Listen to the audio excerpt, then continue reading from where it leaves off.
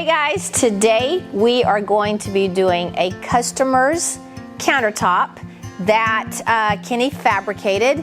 It's a little over 22 square feet. I've got it taped.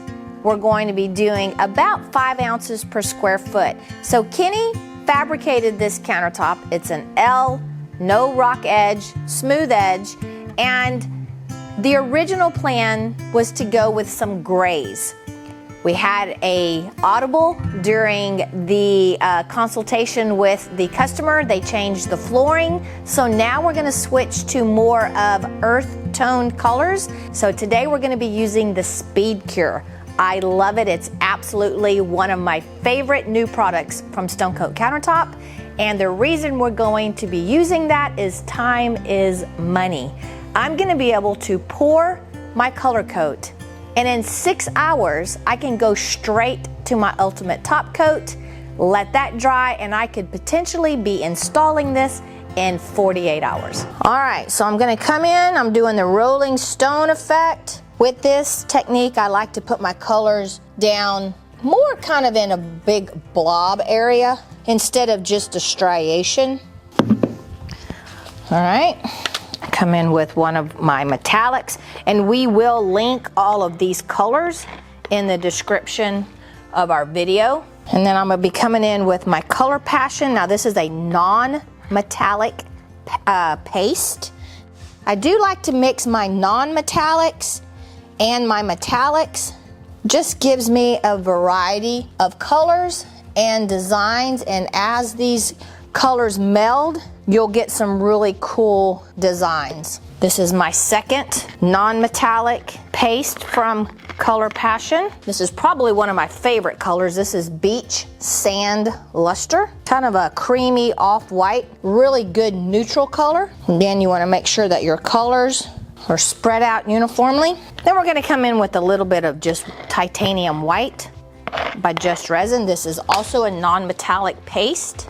And with this, I'm just gonna kind of fill in these spots every once in a while, just to bring a little lightness into it. Being the Speedcure, you need to make sure you get those colors out of your bucket. All right, I'm gonna torch a little bit. Gets the material a little more fluid. Now you don't wanna use too much heat as you'll accelerate your open time. All right, here we go. We're gonna take our roller and just start melding it out. Now, I'm just trying to get my color out to the edges right now. I'm not really worried about doing a whole lot of melding. What you can do is, if you get areas where you have a little bit of color that's blocked, you wanna drag it with another color, just load up your roller and let it slide and turn it around. All right, so I'm gonna pull my tape off the front. This back side is gonna be against the wall, so I don't want my product to run off the back just yet. All right, so I'm gonna start letting that product come over the edge.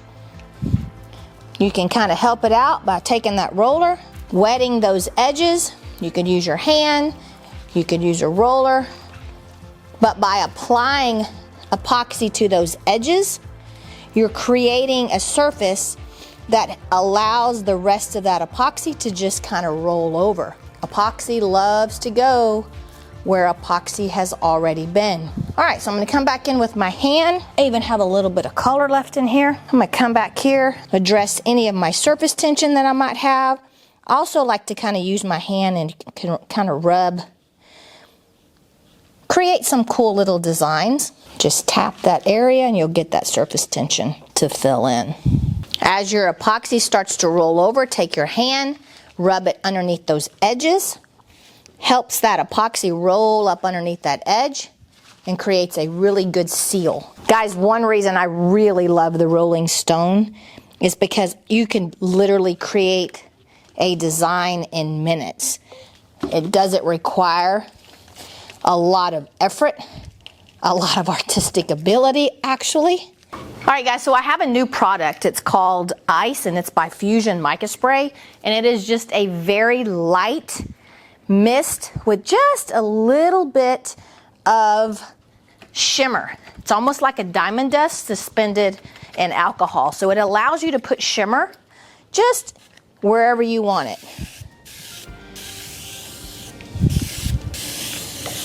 This is a really cool product because not only are you laying down a little bit of sparkle, which really bounces on darker colors, you're also popping bubbles. Now we do have a formula that doesn't have anything in it. It's called our Relax, and it is amazing in popping bubbles. So guys, you'll notice that I'm not using a lot of extra heat. You notice I'm not really torching. Torching is going to shorten your work time. I really like to use the Fusion spray to pop any micro bubbles that may appear. That way I'm not shortening my open time. Now you can torch, don't get me wrong, you can torch. Be very careful and don't torch too much. All right guys, so you know this could be a finish all on its own. Absolutely could be, but you also know that I like to play.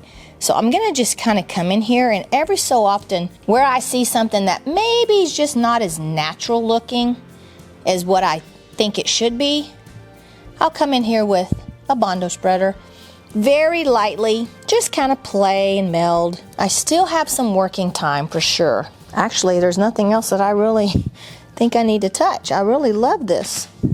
I do want to reiterate though, guys, you need to have all of your supplies ready to go when you start mixing, because I'm already starting to have it set up. You want to be able to have time to get that design to flow the way that you want to and to flow over your edges. So guys, you notice that I did pull my tape rather quickly. This is a new product. We are learning as we go. I will say also we have turned our AC off in order to be able to shoot the video without any background noise. And so it is about 80 degrees in here right now. So it is setting up, the product is setting up a little quicker than if I had a little bit lower temperature.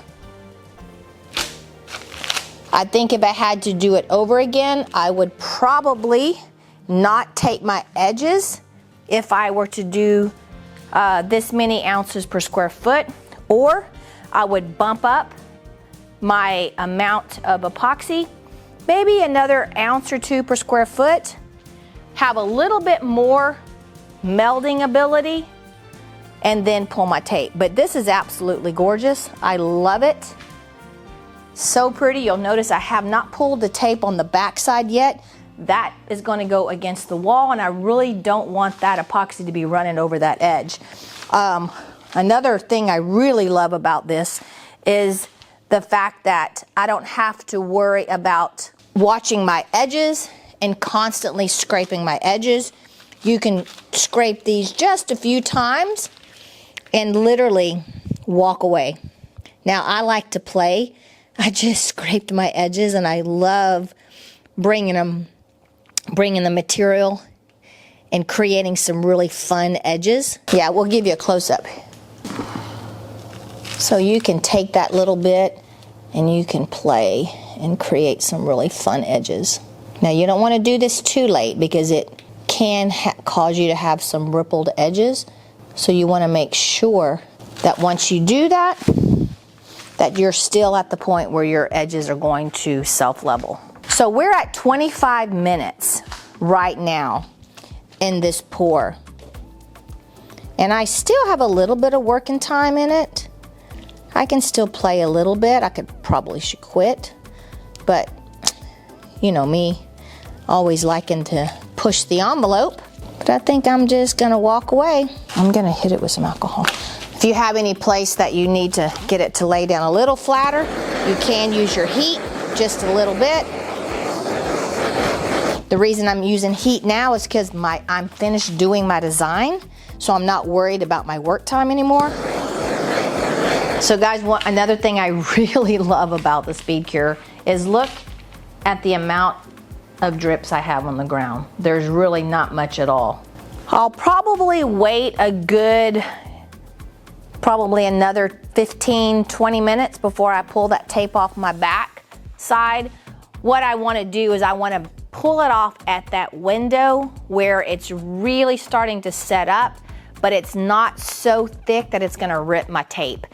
If it rolls off the back, it's not a big deal. All I need to do is kind of sand that a little bit before we do the install. It just gives a much cleaner edge if you can hold off pulling that tape on the backside as long as possible. Okay, we're at 40 minutes. I'm gonna go ahead and pull my tape. I could actually wait a little longer if I wanted to, but this way I'm not fighting with my tape and worrying about it breaking. This is our new product from Fusion. It's Relax. It is an amazing product. I'm able to pop any late bubbles that may show up, any micro bubbles, without adding heat. Heat at this stage is gonna cause a lot of waves because the product is pretty well starting to gel, and adding heat is just gonna cause it to kind of get more liquefied, which is not really what I want. This product, I can just lightly spray a mist. It's gonna pop my bubbles and it gives a glass-like finish. Great on your edges because you're not causing your edges to get thin. Gorgeous. And one of these cans lasts a long time. Couple of scenarios. You could go straight to the ultimate top coat, either the gloss or your matte for that added durability. Or if you really want that high sheen, I recommend to come over it with a clear flood coat. Now I'm a clear flood coat kind of girl. I love putting a clear flood coat for a couple of reasons. One, I've got added durability. Two, I'm gonna add a little bit of diamond dust to give this a little bit of sparkle. And I also am going to use the ultimate top coat as well. That flood coat is going to be my buffer between my color coat and my ultimate top coat. If anything ever happens, I need to sand down my ultimate top coat. I've got that buffer. I know that when I sand, I'll have zero issues with going into my color coat, but that is a choice that you guys can make. I will tell you I'm going to do a flood coat, and I tend to do a flood coat with the art coat. And the reason is the art coat is slower to cure. It's going to level out a little slower. Therefore, I'm gonna get a beautiful, super flat, really beautiful finish. You can absolutely use the Speedcure as a flood coat. Just understand, you don't want to do a really big area with that because you could get a little bit of waves, and the reason is, as that product is self-leveling, it's also curing, so you could get a little bit of ripple, especially if you have any kind of airflow in your room. So it's up to you. You guys practice, work what's best in your business. I will tell you, I'm gonna flood coat, and then I'm gonna go over it with the ultimate top coat in matte because that's what the homeowner wants. So guys, I wanna reiterate, I want you to set yourself up for success. If you are a novice, if you're brand new at pouring epoxy and doing countertops, I really recommend that you don't jump in head first and go with the Speedcure.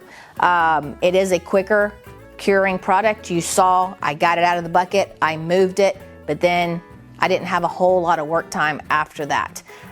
Get a couple of kitchens under your belt using the art coat or our regular countertop epoxy, and then start working your way up through the Speedcure. Now I will tell you, the Speedcure, if you're doing art projects, tumblers, smaller projects, small vanities, you cannot beat this product. I absolutely love it. This was 22 square feet. I had plenty of time, but I also am experienced. I had everything ready to go. So that's my spiel on the Speedcure. Say that 3 times. So guys, you've been loving our bonus videos.